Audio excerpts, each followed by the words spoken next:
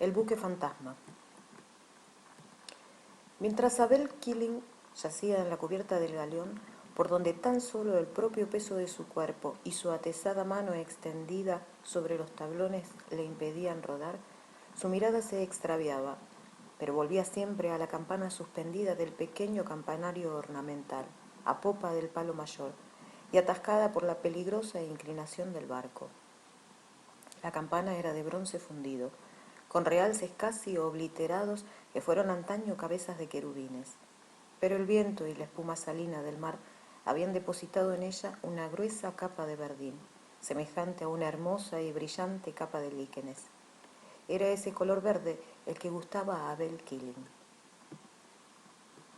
En efecto, en cualquier otro lugar del galeón donde descansaban sus ojos, sólo encontraban blancura, la blancura de la extrema edad.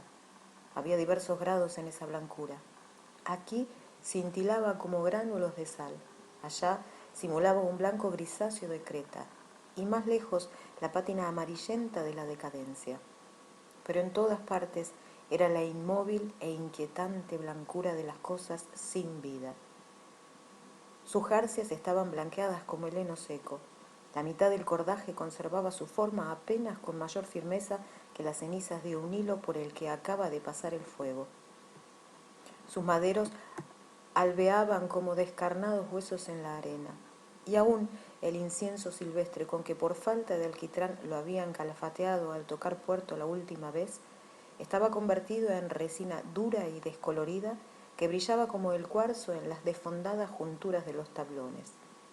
El sol era todavía un broquel de plata, tan pálido detrás de la bruma inmóvil y blanca que ni una sola jarcia ni un madero proyectaban sombra, y únicamente la cara y las manos de Abel Keeling eran negras, carcomidas y carbonizadas por el inexorable resplandor. El galeón era el María de la Torre, terriblemente escorado de estribor, tanto que su palo mayor hundía una de sus vergas de acero en el agua cristalina, y si hubiera conservado su palo de trinquete o algo más que el roto muñón de la mesana, habría volcado de través. Muchos días atrás habían desparejado el palo mayor y pasado la vela por debajo de la quilla, en la esperanza de que cegara la vía de agua. Y así sucedió, en parte, mientras el galeón se deslizó sobre una banda, pero después, sin virar, empezó a deslizarse sobre la banda opuesta, los cabos se rompieron y el barco arrastró en pos de sí la vela, dejando una gran mancha en el mar de plata.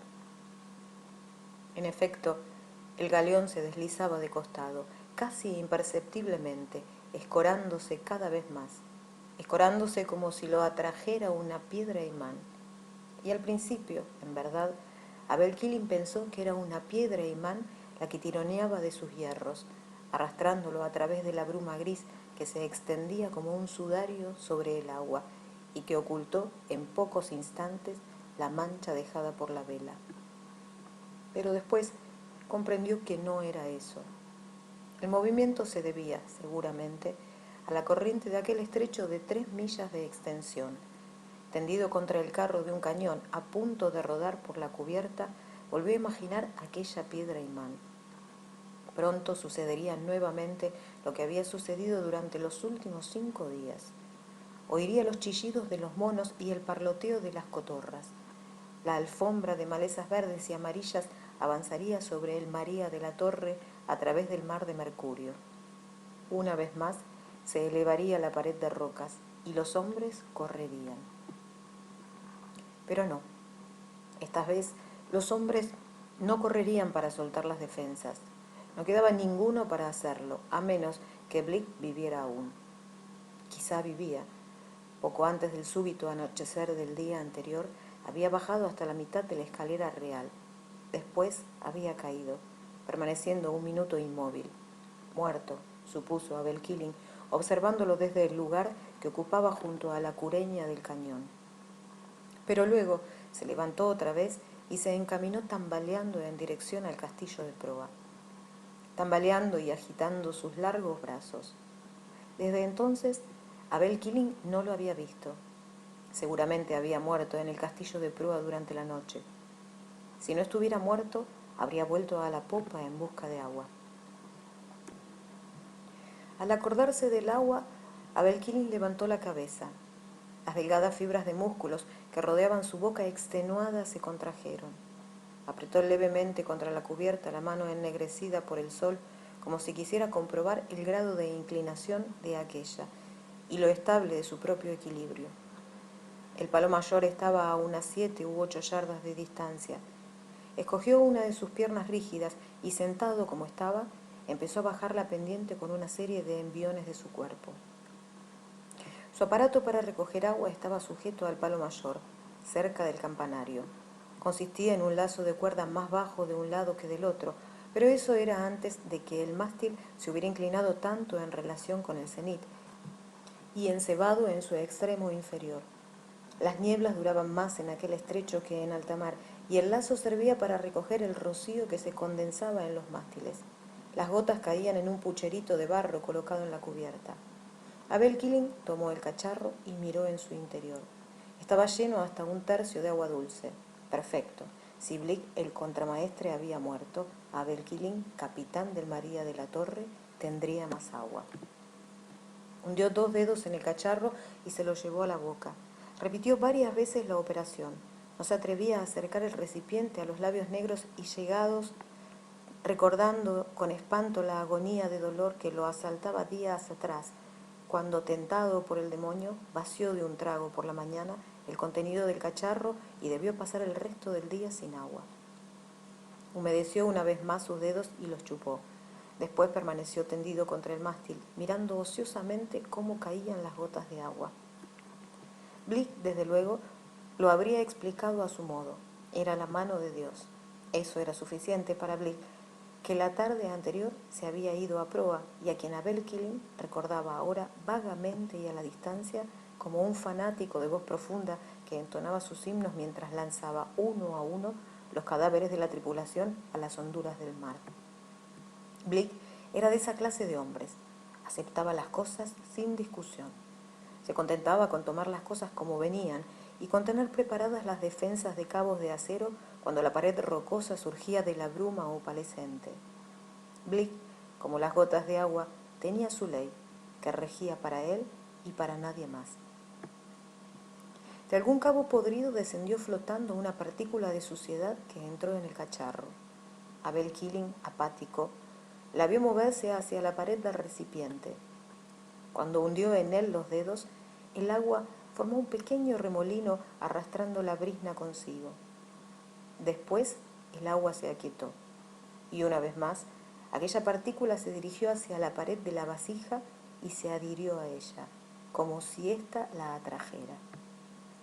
Exactamente del mismo modo, el galeón se deslizaba hacia la pared rocosa, hacia las malezas verdes y amarillas, los monos y las cotorras. Llevado nuevamente al centro del canal, mientras hubo hombres para realizar la maniobra, no tardó en deslizarse hacia la pared opuesta. Una misma fuerza atraía a la brizna en el cacharro y al barco en el mar estático. Era la mano de Dios, según Blick. Abel Keeling, cuya mente observaba a veces las cosas más pequeñas y otras se hundía en el embotamiento, no oyó al principio la voz temblorosa que se alzaba en el castillo de proa. Una voz que se acercaba y a la que parecía prestar acompañamiento el rumor del agua. Oh, tú que a Jonás en el pez 3 días preservaste del dolor, que fue un presagio de tu muerte, y resucitando nuevamente, era Blick que cantaba uno de sus himnos. Oh, tú que a Noé salvaste de las aguas, y a Abraham un día y otro día, cuando atravesabas Egipto, señalaste el camino. La voz cayó, dejando incompleta la piadosa frase. Blick, de todas maneras, estaba vivo. Abel Keeling prosiguió sus vagas meditaciones. Sí, la ley de la vida de Blick era llamar a las cosas la mano de Dios. Pero la ley de Abel Keeling era diferente, ni mejor ni peor, sino diferente. La mano de Dios, que atraía las brisas y los galeones, debía obrar mediante otro sistema, y los ojos de Abel Keeling se clavaron una vez más, desganados, en el cacharro, como si el sistema estuviera allí. Después extravió el sentido, y cuando lo recobró, había perdido todo contacto con sus anteriores ideas. El remo, por supuesto, esa era la solución. Con él, los hombres podían reírse de las calmas chichas. Ahora solo lo usaban las pinzas y las galeras, aunque había tenido sus ventajas. Pero los remos, que es como decir un sistema, porque si uno quiere puede sostener que la mano de Dios empuña el timón, así como el soplo de Dios llena la vela. Los remos eran anticuados, pertenecían al pasado y usarlos equivalía a abandonar todo lo que era bueno y nuevo, volver a la época en que el espolón de proa era el arma más poderosa de los barcos, cuando estos pasaban un día o dos en el mar antes de volver a puerto en busca de provisiones. Remos. No. Abel Keeling era de los hombres nuevos, los hombres que juraban en nombre de las andadas de sacres y a culebrines, acostumbrados a pasarse semanas y meses sin avistar tierra. Quizá algún día el ingenio de hombres como él inventaría un barco impulsado no por remos, porque los remos no podían penetrar en los mares remotos del mundo, ni tampoco por velas, porque los hombres que confiaban en las velas se encontraban de pronto en un estrecho de 3 millas de anchura sin un soplo de brisa, suspendidos entre las nubes y el agua, derivando hacia un muro rocoso, sino un barco. A Noé y a sus hijos habló Dios diciendo: firmó un pacto con vosotros y con vuestra descendencia. Era Blick nuevamente que ambulaba por el Combes. La mente de Abel Keeling volvió a quedar en blanco. Después, despacio, muy despacio, con la misma lentitud con que crecían las gotas en el lazo de cuerda, sus pensamientos tomaron forma nuevamente. ¿Una galesa? No. La galesa quería hacer 2 cosas a la vez y no era la una ni la otra. Este barco, que la mano del hombre construiría alguna vez para que la mano de Dios lo guiase, absorbería y conservaría la fuerza del viento, almacenándola como almacenaba sus provisiones. Permanecería inmóvil cuando quisiera avanzaría. Volvería contra sí misma la fuerza de la calma chicha y de la tormenta, porque naturalmente su fuerza debía ser el viento, viento almacenado, una bolsa de los vientos, como en la fábula de los niños. Un chorro de viento dirigido contra el agua, a popa, impulsando el agua en un sentido y el barco en otro, actuando por reacción. Tendría una cámara de viento, donde éste sería introducido por medio de bombas. Para Blick sería también la mano de Dios, esa fuerza impulsora del barco del futuro que Abel Keeling, tendido entre el palo mayor y la campana, volviendo de tanto en tanto los ojos desde los cenicientos tablones al vívido cardenillo verde de la campana, presentía vagamente. El rostro de Blick, curtido por el sol y devastado desde adentro por la fe que lo consumía, apareció en lo alto de la escalera del alcázar. Su voz palpitaba incontrolable. Y ya no queda en la tierra un lugar de refugio, ni en el mar ni en el río que fluye bajo tierra. Blick cerraba los ojos como contemplando su éxtasis interior. Tenía la cabeza echada hacia atrás y sus cejas subían y bajaban con expresión atormentada. Su ancha boca permaneció abierta cuando su himno fue bruscamente interrumpido. En algún lugar, en la trémula luminosidad de la niebla, el canto fue retomado desde su nota final. Un bramido ventoso, ronco y lúgubre, alarmante y sostenido, creció y reverberó a través del estrecho. Blick se estremeció. A tientas, como un ciego, se alejó de la escalera del alcázar y Abel Keeling vio detrás de sí su figura escuálida, que parecía más alta por la inclinación de la cubierta. Y al extinguirse aquel sonido vasto y hueco, Blick se echó a reír en su demencia. Señor, ¿la ancha boca de la tumba tiene lengua para alabarte? Ah, otra vez. Nuevamente el cavernoso sonido dominó el aire, más potente y cercano. Enseguida se oyó otro ruido, un pausado latir, latir, latir. Después volvió el silencio. El mismo Leviatán ha alzado su voz en alabanza, sollozó Blick. Abel Keeling no levantó la cabeza. Había vuelto el recuerdo de aquel día en que, antes de que se alzaran sobre el estrecho las brumas del amanecer, vació de un trago el cacharro de agua que constituía su única ración hasta la noche. Durante esa agonía de sed había visto formas y escuchado sonidos con ojos y oídos que no eran los suyos, mortales, y aún en sus intermitencias de lucidez, cuando sabía que eran alucinaciones, esas formas y esos sonidos regresaban. Había oído las campanas dominicales en su casa de Kent, los gritos de los niños en sus juegos, las despreocupadas canciones de los hombres en su trabajo cotidiano, y la risa y los chismes de las mujeres cuando tendían la ropa blanca en el seto o distribuían el pan en grandes bandejas. Esas voces habían tintineado en su cerebro, interrumpidas de tanto en tanto por los quejidos de Bligh y de otros dos hombres que aún vivían entonces. Algunas de las voces que escuchara habían estado silenciosas en la tierra muchos años, pero Abel Keeling, torturado por la sed, las había oído con la misma claridad con que oía ahora ese gemido sordo y lúgubre y esa pulsación intermitente que llenaba el estrecho de alarma. «¡Alabado sea! ¡Alabado sea! ¡Alabado sea!», deliraba Bligh. Después, una campana pareció sonar en los oídos de Abel Keeling, y como si algo se hubiera zafado en el mecanismo de su cerebro, en su fantasía surgió otra imagen: la partida del María de la Torre, saludado por un bullicio de campanas, de estridentes gaitas, de valerosas trompetas. Entonces no era un galeón blanco de lepra. La bruñida voluta de su proa centellaba. El dorado de la campana, de los corredores de popa, de las cinceladas linternas relucía al sol, y sus cofas y el pabellón de guerra en el combés estaban ornados de pintados escudos y emblemas.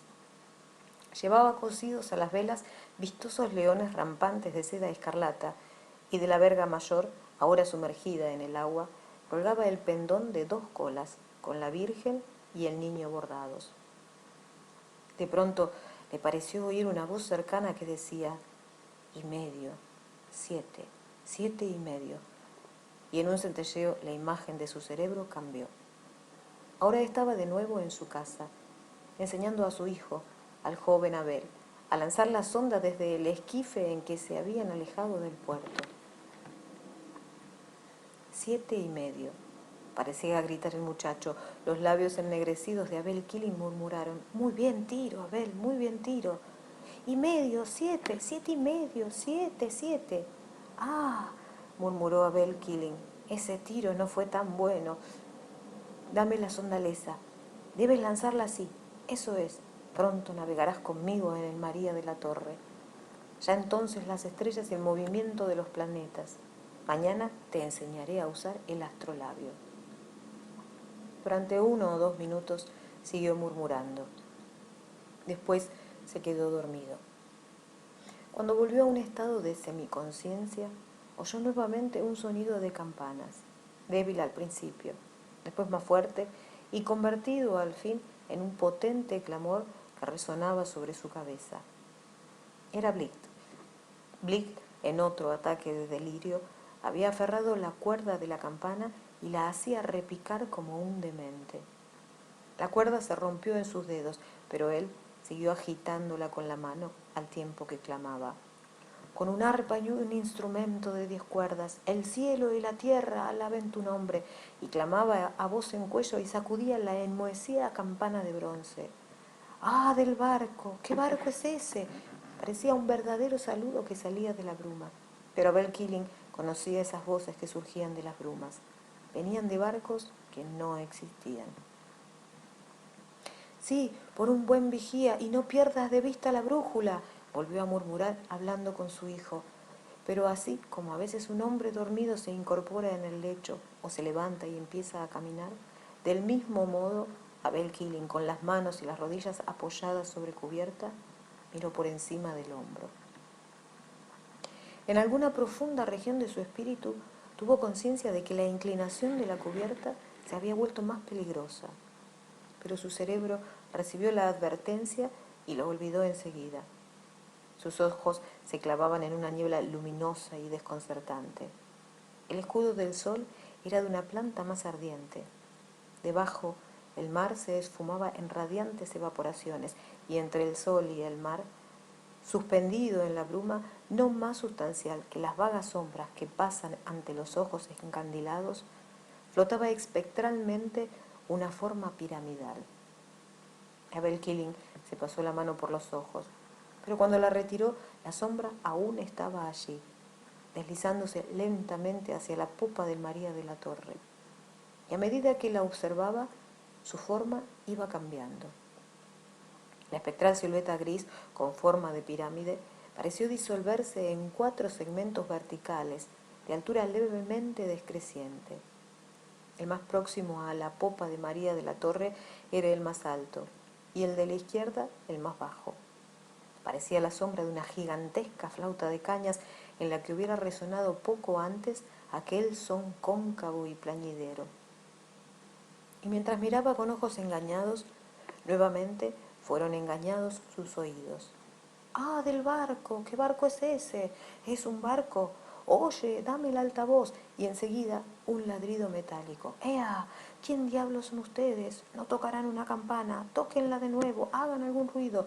Todo esto llenó borrosamente a los oídos de Abel Keeling, como a través de un intenso zumbido. Después creyó oír una risa breve e intrigada, seguida por un diálogo que venía de algún lugar situado entre el mar y el cielo. Oye, Ward, pellizca, ¿me quieres? Dime qué ves allí. Quiero saber si estoy despierto. ¿Qué veo? ¿En dónde? Hacia la serviola de estribor, para ese ventilador. No puedo oírme pensar. ¿Ves algo? No me digas que ese maldito holandés. No me vengas con esa vieja historia de Van der Viken. Cuéntame algo más creíble para empezar. Algo sobre una serpiente marina. ¿Oíste la campana, verdad? Calla un momento. Escucha. Nuevamente se alzaba la voz de Blick.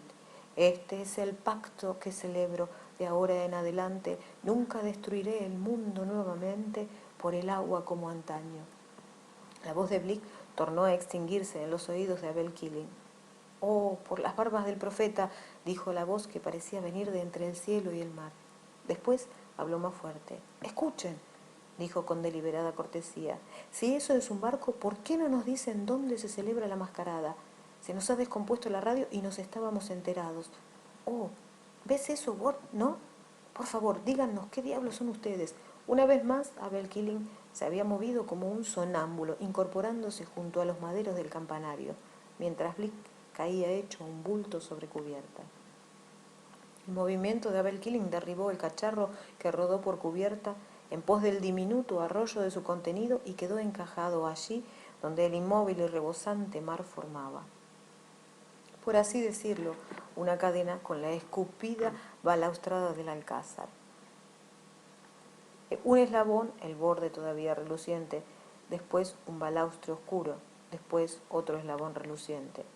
Por un momento apenas, Abel Keeling reflexionó que lo que había lanzado a Blick hacia la popa era el ascenso del agua en el convés, que ahora estaba enteramente sumergido. Después fue absorbido una vez más por su sueño, por las voces, por aquella silueta entre las brumas que había tomado nuevamente la forma de una pirámide. Por supuesto, volvía a quejarse una de las voces, siempre a través del confuso zumbido que llenaba los oídos de Abel Keeling. Por supuesto, no podemos apuntarle con un 4 pulgadas, y desde luego, Ward, yo no creo en ellos. ¿Llamamos al viejo A.B.? Tal vez esto interese a su científica majestad el capitán. O baja un bote y rema hacia él, dentro de él, sobre él, a través de él. Mira a nuestros muchachos apiñados allá. Lo han visto. Mejor no dar una orden que tú sabes que no será obedecida. Abel Keeling, aferrado al campanario, comenzaba a interesarse en su sueño. Porque si bien no conocía su estructura, aquel espejismo era la forma de un barco. Una proyección, sin duda, de sus anteriores reflexiones. Y eso era extraño, aunque no tanto, quizá. Sabía que aquello no existía realmente, solo su apariencia existía. Pero las cosas debían existir de ese modo antes de existir en realidad. Antes de existir, el María de la Torre había sido una forma en la imaginación de algún hombre. Antes de eso, algún soñador había soñado la forma de un buque de remos. y aún antes, allá lejos en el alba y la infancia del mundo, antes de que el hombre se aventurase a atravesar el agua sobre un par de leños, algún vidente había columbrado en una visión el esquema de la balsa. Y puesto que esa forma que flotaba ante sus ojos era una forma de su sueño, él, Abel Keeling, era dueño de ella. Su mismo ser pensante la había concebido y había sido botada en el océano ilimitable de su propia alma. Y nunca he de olvidar mi convenio celebrado entre tú y yo y toda carne mientras dure el mundo, cantaba Blick en éxtasis. Pero así como el que sueña, aún en el sueño, suele escribir en la pared contigua una clave, una palabra que mañana le recuerde su visión perdida. Así, Abel Keeling empezó a buscar una señal como prueba para mostrar a quienes fuesen ajenos a su visión. El mismo Blick buscaba eso. No podía estarse callado en su éxtasis, tendido sobre cubierta, sino que elevaba en un arpa y en un instrumento de 10 cuerdas, como él decía, apasionados amenes y alabanzas a su Hacedor. Lo mismo Abel Keeling. Habría sido el amén de su vida alabar a Dios, no con un arpa, sino por medio de un barco que llevara su propia energía impulsora, que almacenara el viento o su equivalente como almacenaba sus provisiones, algo arrancado al caos y a la inercia, algo ordenado y disciplinado y subordinado a la voluntad de Abel Keeling. Y allí estaba, esa forma de barco de un gris espectral, con sus 4 tubos verticales que, vistos ahora de frente y de igual longitud, parecían un órgano fantasma. Y los tripulantes espectrales de ese barco hablaban nuevamente. La interrumpida cadena de plata junto a la balaustrada del alcázar ahora se había vuelto continua y los balaustres formaban con sus propios reflejos inmóviles el esqueleto de un pez. El agua volcada del cachorro se había secado y el cachorro había desaparecido. Abel Keeling se paró junto al mástil, erguido como Dios creó al hombre. Con su mano de cuero golpeó la campana. Aguardó un minuto y gritó: ¡Ah, del barco! ¡Ah, del barco! ¿Qué barco es ese? No tenemos conciencia en el sueño de que estamos jugando un juego, cuyo principio y cuyo fin están en nosotros mismos. En este sueño de Abel Keeling, una voz replicó: Bueno, ha recobrado el habla. ¿Qué son ustedes? En voz alta y clara, Abel Keeling dijo: ¿Es eso un barco? La voz contestó con una risa nerviosa: Somos un barco, ¿verdad, Ward? Ya no me siento muy seguro. Sí, por supuesto, este es un barco. Pero nosotros no hay cuidado. La cuestión es quién diablos son ustedes. No todas las palabras que utilizaban aquellas voces eran inteligibles para Abel Keeling, y sin saber por qué, algo en el tono de aquella última frase le recordó el honor debido al María de la Torre. Blanco de llagas, y al término de su vida estaba el galeón. Pero Abel Keeling era todavía el custodio de su dignidad. La voz tenía un acento juvenil. No estaba bien que jóvenes lenguas se movieran en desprecio de su galeón. Habló con dureza. ¿Sois el capitán de esa nave? Oficial de guardia. Volvieron a él flotando las palabras. El capitán está abajo. Entonces id a buscarlo.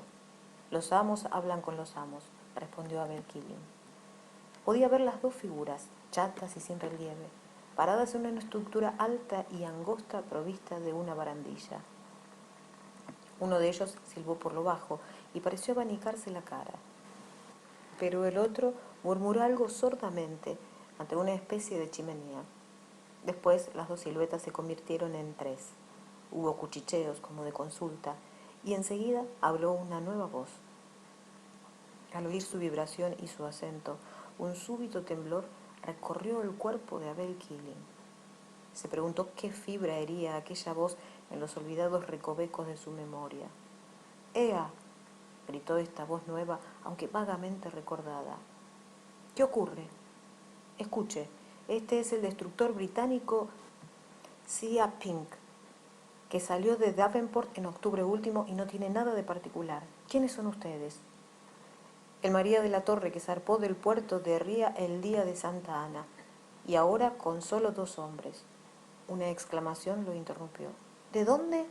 dijo temblorosa aquella voz que conmovía tan extrañamente a Abel Keeling, mientras Blick estallaba en gemidos de renovado éxtasis.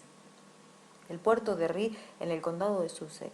Ea, prestad atención, de lo contrario no podréis oírme mientras luchan el espíritu y el cuerpo de ese hombre. ¿Estáis ahí? Las voces se habían convertido en un débil murmullo, y la forma del buque se había desvanecido ante los ojos de Abel Keeling. Lo llamó a gritos una y otra vez. Quería enterarse de la estructura y manejo de la cámara de viento. ¡La cámara de viento!, gritó atormentado por el temor de perder la revelación tan próxima. Quiero que me digáis cómo funciona. Como un eco, volvieron a él las palabras pronunciadas con acento de incomprensión. La cámara de viento, lo que impulsa el barco. Quizá no sea viento, un arco de acero tendido también conserva la fuerza que almacenáis para moveros a voluntad a través de la calma y las tormentas. ¿Tú entiendes lo que dice? Oh, en el momento menos pensado nos despertaremos. Un momento, ya sé, las máquinas. ¿Quieres saber algo de nuestras máquinas? Si seguimos así, acabará por pedirnos la documentación de a bordo. El puerto de Ree. Bueno, nada se pierde con seguirle la corriente. Veamos qué saca en limpio de todo esto.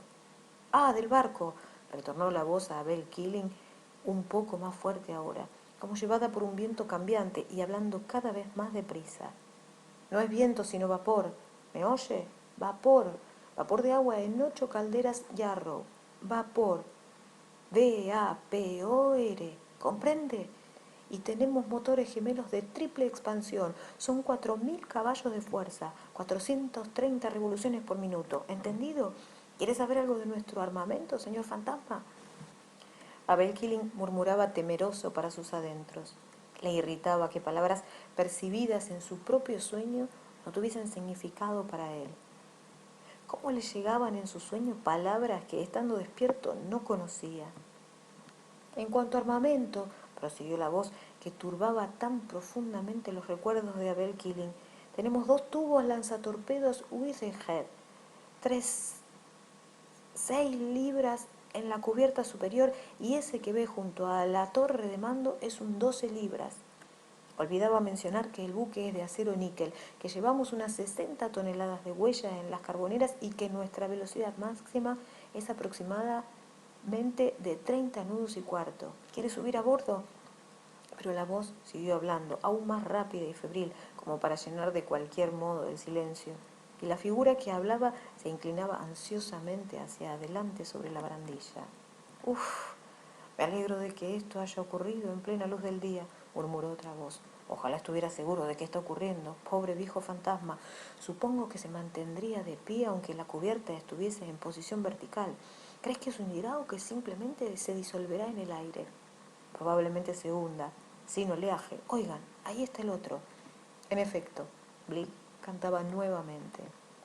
Señor, tú conoces y sabes que si el triunfo obtenemos de tu mano sin sentir dolor ni pena, bien poco lo apreciamos, pero tras la suerte adversa es 1000 veces más precioso todo don que recibimos. Pero, oh, miren, miren, miren al otro. Diablos, ¿no es un tipo magnífico? Miren. En efecto, Abel Keeling, transfigurado como un profeta en el momento del rapto, acababa de sentir su cerebro inundado por la blanquísima luz de la perfecta comprensión, de recibir aquello que él y su sueño habían estado esperando.